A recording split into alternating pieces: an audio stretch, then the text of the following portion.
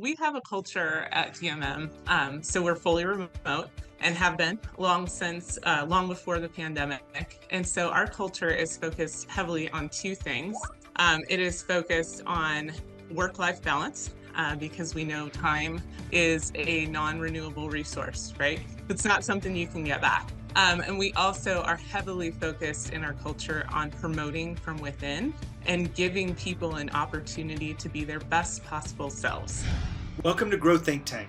This is the one and only place where you will get insight from the founders and the CEOs of the fastest growing privately held companies.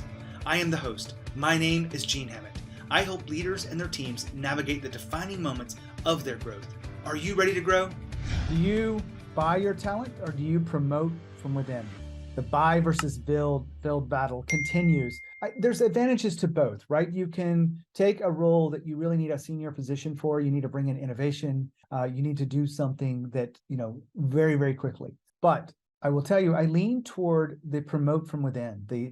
The whole build is better because if you can create the systems, if you can create the structure, if you can allow people that are a really great culture fit for your organization to come in, play key roles and grow over time, and you have the patience for that, you will build a stronger foundation for your business. I believe this. I've seen it happen over and over and over. I know there's certain positions that you really need to have someone quickly for. You need, a CFO coming in to help you structure a deal. You don't want to put in the effort to bring in your intern to help you do that and work them up to that. You don't have the patience for it. You don't have the time. But in general, I think it's better to promote from within. So today we look at the culture of promoting from within. We have the CEO, co-founder, Tom Carolan and Jennifer Rollins.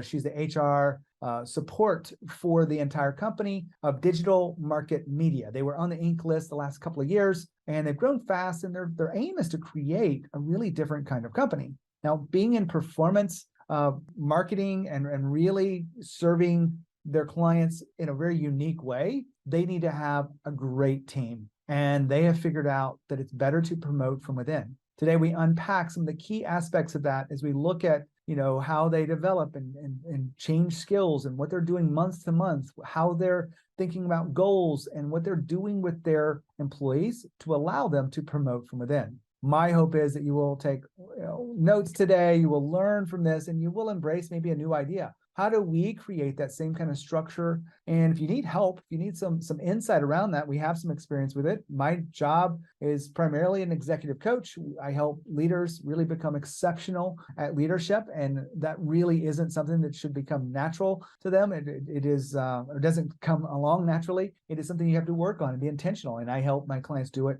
very fast.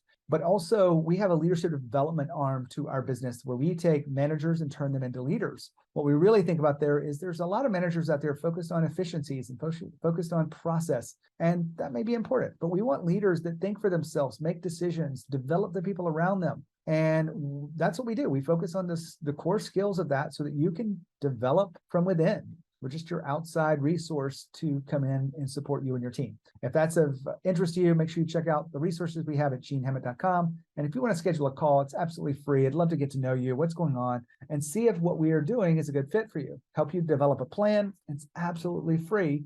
We'll walk you through the 6 core elements of a leadership performance audit. Are you ready for this? And we'll give it to you for free. Now, here's the interview with Tom and Jennifer. Tom and Jennifer. Hello, Hey, Gene. How are you? hey, Gene. We are going to have a great conversation about your team, your culture. Before we dive into it, tell us about Digital Market Media. Digital Market Media.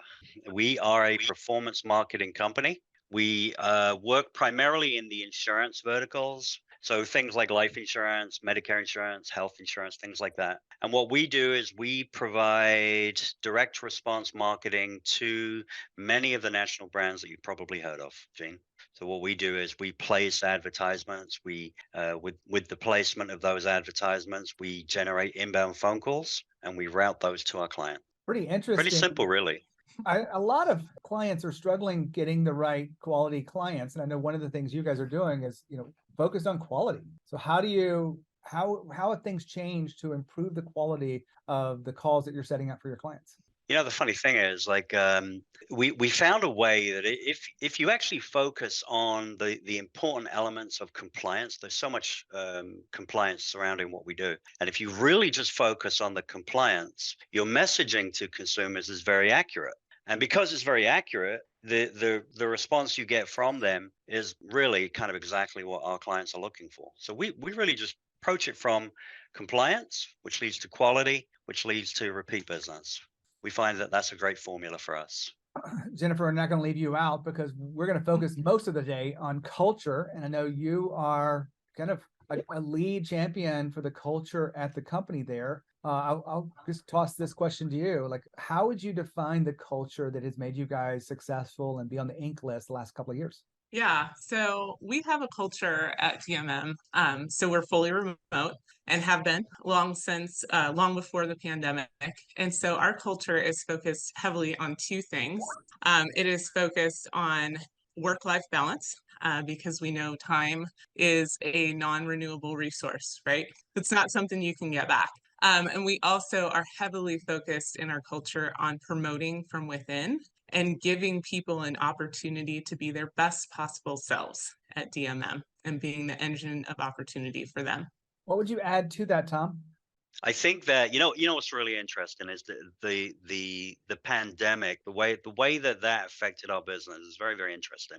We were remote before it was kind of a fashionable thing. Before it was People cool. spoke before it was cool, right? We made it cool, Yeah. Jen.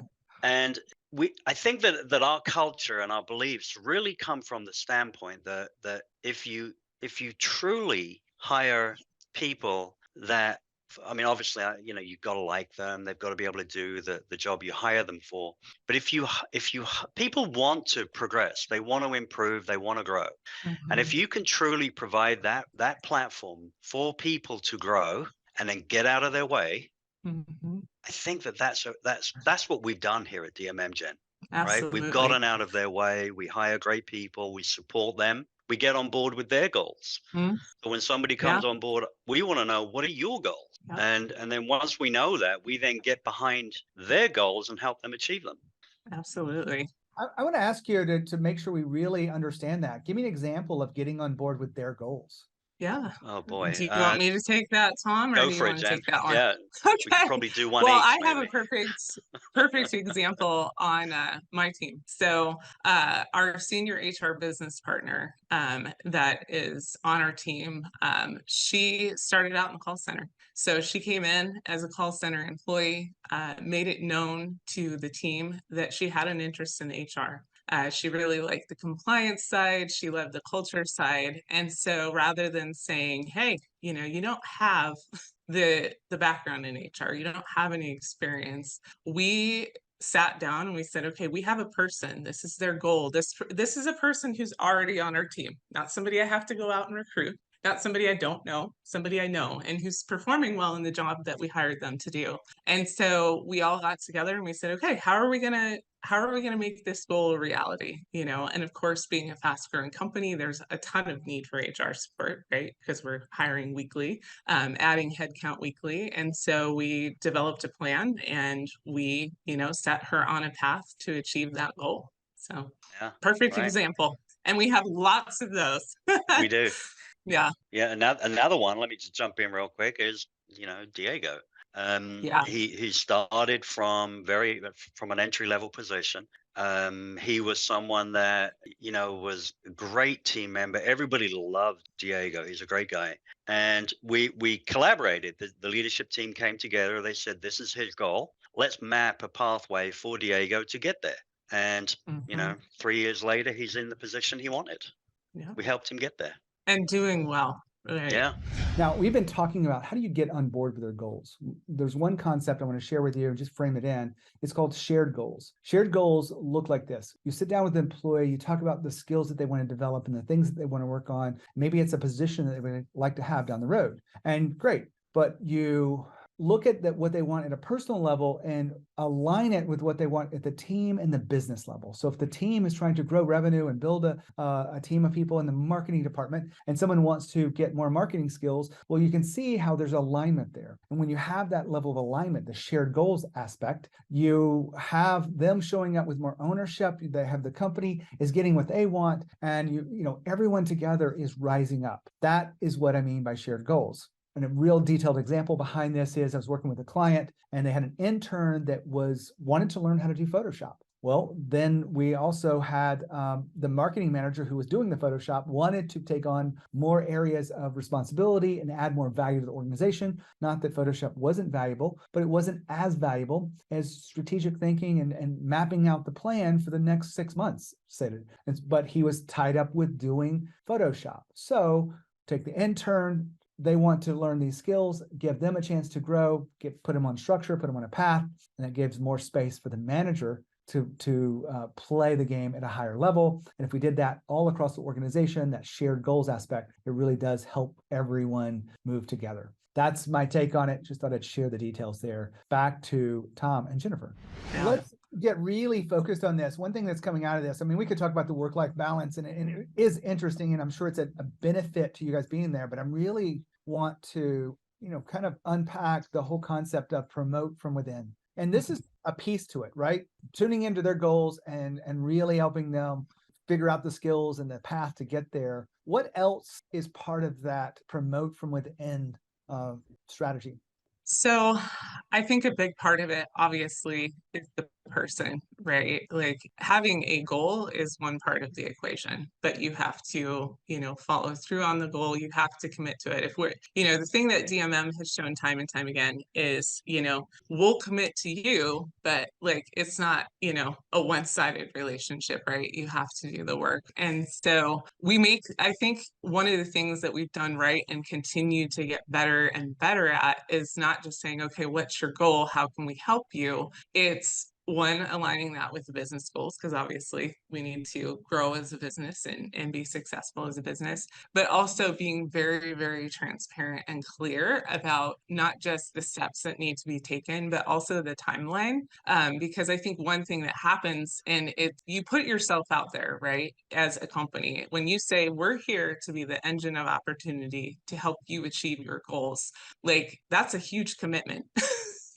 And we don't just say it on an individual level. We talk about it in all company meetings. Like that's who we are. And so you put yourself out there and you don't want people to fail. One, because you don't want them to fail, right? But two, you don't want to set an expectation that it's this easy thing that you just tell us you have a goal and we'll just make it happen for you. Like nobody's successful by just, having somebody else do something for them. And so I think we've done a really, really great job of setting very clear expectations about what needs to be accomplished, and that this is not going to be an overnight thing, depending on what the goal is, so be patient, stay persistent, and most of the time that persistence and that patience pays off for us because we have a great employee and we, are able to fill a position internally. And of course it works out for that person as well. Yeah. Go ahead, Tom. Sorry. Yeah, I was just going to add to that a little bit. And 100% obviously, right, on everything that Jennifer said, but then also from the business perspective, we're continually hiring now. We pretty much have weekly hirings at this point. And hiring can be risky. Right, Jen? It can be risky. It can be, Oh yeah. It's hard to get that right. But when you hire someone to a certain position and then they can express to you that they have dreams and goals that they want to achieve, and if you can actually help them do that, from a business perspective, you may not. I mean, we're a very, very fast growing company, right? Obviously, we're on the Inc. 5000 2 years in a row, and I say, there other companies look to hiring outside for an instant fix. But I don't think there is an instant fix to a problem, and you have to go through a bunch of different hiring rounds to try and get it right. So from one perspective, it could be looked at the way that we do. It might be slower, but I think when you factor in all of the things that can go wrong, I think the proof is in the pudding that it's actually not a slower way to grow. It's an interesting thing you bring up there, Tom. a lot of people won't develop the talent that they have. They go to buy it, right? The Right. buy versus Right. build. You guys have chose the build path. I love it. There is Yeah. some advantages to buying it, if you will. If you've got a key Mhm. role that has specific skill sets, and maybe it's a newer area where you're innovating in, you bring in someone with a lot of experience, it can work. But that increases the risk because that person doesn't come cheap. Right. That Right. person comes with, some baggage usually. And when Mhm. you have the structure to develop and build the people from within, you have less of that baggage, and you already know the person. So the question behind all of this is, are you doing anything differently as you assess people to bring them on board? Are you basically hiring on culture fit before you even think about skill fit? Or is there a different approach you think that you guys take? So are you talking about, Gene, when we hire externally, Yep. like when we hire people from the marketplace? Yep. So huge piece is culture fit. So the majority of our hiring is into our outbound call center. And so, our employees in that call center have a huge role to play. They're dealing with a vulnerable populace. Geez, that was hard to say. But you They're did it dealing well. with a Thank you. And so tons of compliance, as Tom talked about. And so we have to get that right. And one of the things that we did very early on is we put in a very, very rigorous hiring process. So we have a lot of, investment in recruiting. We have people that screen for, just a basic fit, right? Like, do they have the basic skills to do the job? And then we go on to a final interview, and that goes a step beyond of, okay, you said, your paper says, and you're telling us you can do the job. Now let's talk about, how you'll do the job, and let's do a culture fit, so we understand and make sure that your values and our values align. And I think just, based on my experience in HR, one of the biggest things that companies do wrong is they don't spend enough time in the hiring process. And they don't. That's the number one process is, time and investment. And I think the second biggest mistake is they don't follow their gut. There's so many stories of, where you're like, yeah, they seem to be a good fit, but something just isn't right there, right? There's just something, and they don't step back and take that next step, or they don't say, hey, this isn't the right position for this person or the right company. So I think, we're not doing anything, I think, magical with regards to the process, but I think we're very, very consistent, and we're extremely choosy about who we let on the bus because we know, what we have to offer, and it's not going to fit everybody. Now, we've been talking about hiring and the specific aspects of values alignment, this culture fit thing. I think the conversation just is often misunderstood, but I want to get really tactical with one way to determine values alignment across the organization. You want to make sure that you write your descriptions for your jobs with some type of values so that you are repelling people that aren't a good fit and you are attracting the people that are. You want to make sure that you also have interview questions so that in the selection process, in the interview process, you and the team are collaborating on how we're going to assess are this person's values aligned with the values of the people in the team and the organization and the founder and the CEOs. Because if they are out of alignment, let's just take one example of this. If they are more of a reactive person to the world instead of being proactive, and you really want people to be proactive, it's hard to teach that. It's hard to ingrain it. It comes kind of baked in. Are there places where we can grow? Absolutely. But you want to make sure that you're hiring people that are a really good culture fit for the organization. So you have these questions and you have scenarios that you can actually get them to describe and choose answers. And if you're really intentional about this, everyone can use it across the hiring process so that everyone comes in a little bit more refined. And you're not just doing this based on gut instinct. You're doing it based on specific questions. I love this approach, and I share it with you because I want to make sure that you play the game at a higher level. Now back to the interview with Tom and Jennifer. Is there anything specifically that you've learned maybe the hard way in the hiring process that we could learn from just because of you've done it so many times? Yeah, right. Yeah. We spoke about Tom, do that you want to earlier. take that? Yeah. You want to take that? Yeah. Well, early on we learned, the mistake was, in short, that we hired ahead of growth. And we have done that in the past. We found that was a mistake, and we corrected that. So we hired to certain positions and then expected growth to come, rather than the approach we have now, where which we already spoke about, which is that we've always looked to hire from within, but hiring from within, we got to bring our people through leadership and development. We've got to coach them, teach them, and then put them in a seat and support them in that role.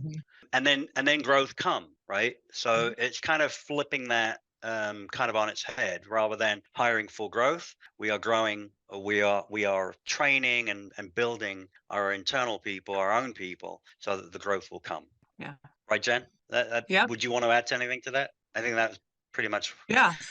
Like you said, Tom, it can be slower, or it can appear slower, but the results that you get, the long-term results are so much better. You're not spending a lot of time, adapting a person from outside to the way you do things. We have leaders and people who've learned from other leaders in the company and how to be successful in DMM. And you're not training out, even some bad leadership habits that people might have picked up, at another organization. Yeah, and we're in an industry, we're in a performance marketing industry, which is highly, highly competitive, incredibly competitive.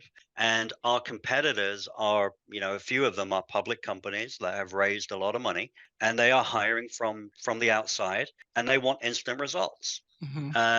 Over the last 12 months, as we've seen, a little more economic turmoil in the marketplace, we've seen the effects of that on those companies where they're now struggling.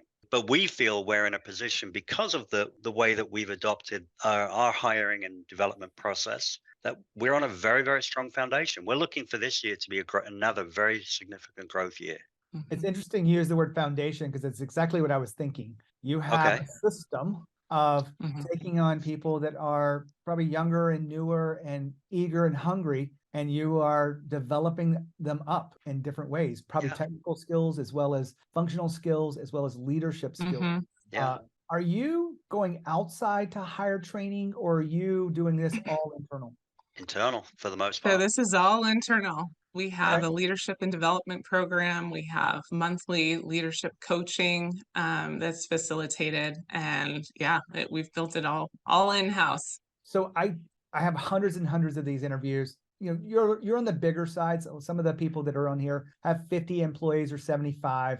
At what point did you think inside your company evolution that we're going to have this leadership development in-house in the the I don't think we ever thought about anything else, did we, Jen? It was always we're going to do it internally. I mean, it's another opportunity to hire our own people into positions. Yeah. I mean, right? So whatever opportunity we can find to give that role to somebody internally, we're going to do that. Are you an Inc. 5000 CEO looking for a unique experience? My hope is that you want to take your business to the next level. You want to gather with other Inc. 5000 CEOs, which just isn't available in most of the peer groups that you're probably able to connect with. But when we get together, it's an intimate group of people that are growing their businesses. We're learning from each other about strategy, about execution, leadership, culture, and all things growth. Plus, we actually designed this to have deep conversations to get to the real issues so that you can really grow your business. And we do something fun. We take time to race Porsche 911s. You'll be paired with a professional driver, and it'll be something that you can do that's very different than you've ever done before. Join us for this event. It's invite only, but find out more details at genehammett.com/events. I'm going to get really specific with this. I'm just curious. I mean, we have a leadership development program that we are working, where we're coaching privately with clients. We're kind of the outsourced, they bring us in because they don't have the resources. And we've done all the frameworks, we've done everything. What is the structure inside your leadership development, and how long does it typically, does it take to go through the different cycles of this? And it could be you never finished. So do you want to talk about that, Tom? Go for it, Jen. Okay. So we have kind of two approaches to leadership development. So we have a formal leadership development program that's accelerated, right? So as Tom talked about, like we grow very quickly and things change all the time in this company. So we don't have the luxury of like this monolithic type system that takes months and months. So we actually have a leadership and development program for our frontline leaders. So this is somebody that's moving from an entry level position into like a supervisor position, which is sort of our first level frontline leaders. And that takes a week. And during that week, it is intense. I know you're looking like, what? A week? 1 week. Yeah. 1 week. And it's very formal, it's very structured, and it is like, just everything you need, like matrix download of everything you need to be a leader to start off with. But of course, that doesn't stop there, right? It's just a basic training is what I like to think of it as. And then from there, we have monthly coaching with the leadership team that I facilitate. And that really is ongoing. And, the approach to that is I have conversations with all of our leaders at various points in the week. And, as I start to hear themes or, challenges that the leadership team is having, a lot of times the coaching is focused on that. Or if I see an area of opportunity for us to focus on taking things to the next level as a leadership team, then we focus on that. And that's ongoing. It's constant learning. So, Yeah. Tom, would you add anything to that? Yeah, I would. Totally would. That 1 week where you go from like an entry level to a frontline supervisor position, that 1 week of training, as you said, Jen, that's not the end of training, right? Mm-mm. And because our culture and the way that we're building our management team is that you are completely surrounded by coaching and training all the time, every day you're at work, because of the way that we grow our leadership. Right. So we don't think of it as leadership isn't about issuing orders. That's not the way that we operate. Leadership at DMM is about training people to achieve their goals. So it's ongoing. It's never ending. And if somebody doesn't reach a position within a timeline that they would have liked, then the conversation becomes, well, what did we not achieve, or what could we have achieved to get us there? And let's talk about that. Yeah. Right. So it's ongoing daily training, I would say. Yeah. And for multiple facets. I mean, a couple of us run the more formal aspects of the leadership training, but it's a culture where all of the leaders are trainers. So you're not just getting a one-dimensional, fixed approach to leadership. My leadership style, Tom's leadership style, Kyle, Don's wife, all of our leadership styles are vastly different. And so, all of our leaders get to learn from our leadership styles. And really, we learn from theirs as well, which is just fascinating. It's awesome. I am really excited that we had this conversation today where we're talking about, creating a culture where people are promoted from within. And you guys explained to me how you do it, how you focus on it. I think a lot of people could learn from what you guys are doing. And I really appreciate you sharing your wisdom. Absolutely. It's been fun. Fantastic conversation about promoting from within, what that really means to the business. It is a stronger foundation. It is, giving people a chance to grow and expand instead of, letting them have to go somewhere else. My hope is that you will lower your turnover and you will create the systems to build a stronger foundation based on today's interview. Now, if you need support along that, let me know. We have a leadership development company where we can actually come in and really provide impact right away for your people. And it's much more cost effective than trying to figure it out for yourself. It's going to be much quicker. We'd love to partner with you. If that's of interest to you, make sure you check out genehammett.com and schedule a call. When you think of leadership and you think of growth, think Think Tank. As always, lead with courage. We'll see you next time.